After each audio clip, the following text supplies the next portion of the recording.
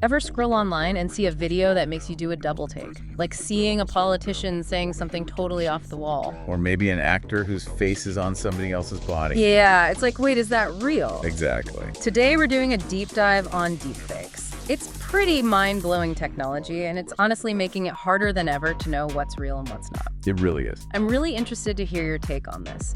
So in this deep dive, we're going to try to break it all down. How are these deepfakes made? How do they spread so fast online? And this is the big one, are they a real threat to society? Right, to democracy. Yeah, the sources you sent are a great starting point. They're really fascinating. Yeah. Okay, so first things first, what exactly is a deepfake? So at its most basic, a deepfake is a video, but it's been altered using artificial intelligence, or AI. And what this AI does is it replaces one person's face, or even their entire likeness, with somebody else's. So it's not just like putting, your face on somebody else's body in Photoshop. No, it's so much more sophisticated.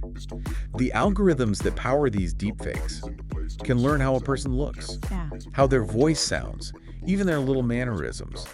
And then it can basically paste all of that onto existing footage. So it can look really realistic. Absolutely, and that's what makes them so dangerous. Oh, kind of scary. Like, imagine seeing a world leader making some outrageous claim in a video. Right. How would you even know if it was real? Right, and then how would that impact things? What would people think? How would they react? And exactly. It's wild, and the tech behind it is actually pretty amazing when you think about it. Oh, yeah. Yeah, the sources talk about these things called autoencoders. Autoencoders, okay. Which basically learn to create a compressed digital, sort of like a blueprint of a person's face. Okay.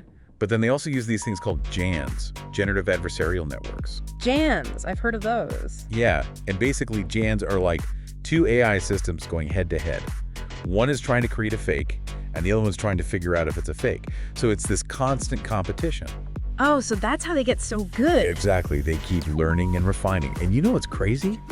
You don't need that much material to start with. Really? Just a few minutes of video or audio, and the AI can learn everything it needs. Wow, that's kind of disturbing. Yeah. One thing I found really interesting in the research was the impact of deepfakes on elections, especially in India in 2024. Oh, yeah, those were really something. Some of those videos went super viral. Like, there was one of a politician supposedly making these inflammatory remarks about caste. Right, and it was totally fake. Yeah.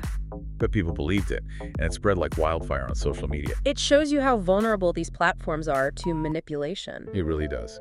And it's not just politicians being targeted. Yeah, I was just going to bring that up. What about everyday people? Yeah, ordinary folks are becoming victims too. Yeah. The sources talk about this disturbing trend in India where they're making fake videos of girls and spreading them online. It's like a new form of cybercrime.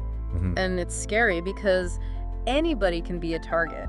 Absolutely. Yeah, it's a huge problem. So what are the laws saying about all of this? What's being done about it? So that's where things get a little complicated. In India, right now, there are no specific laws that directly address deepfakes. Oh, so there's nothing specifically on the books. Right. But they're using existing cybercrime laws, things like forgery and defamation laws. Okay, so trying to fit a square peg into a round hole? Kinda, yeah. But the Indian government is also putting money into developing deepfake detection tools. Well, that's good. Which is a good thing, yeah. But the thing is, technology is moving so fast. So can they even keep up? Exactly. That's the million-dollar question. Can the law and the technology keep pace with these advancements? So what's the big takeaway here? What's the real danger of deepfakes? Well, if you think about it, they're more than just some manipulated video. They have the power to create what you might call a fabricated reality. A false truth. Exactly. Yep. And those false truths can really impact things. They can sway public opinion, they can influence how we think about society, and yeah, even mess with elections. It's like, what can we even believe anymore? It's disturbing. Right. So what can we do? How do we protect ourselves? That's a great question. And the sources really stress this. We need to be more critical. We can't just blindly trust everything we see online. Be more skeptical. Yeah, exactly. Yeah. And there are things we can do, like always check the source of a video, use fact-checking websites. Really do your research. Yeah, it's more important now than ever. So to wrap things up today, I want you to think about this.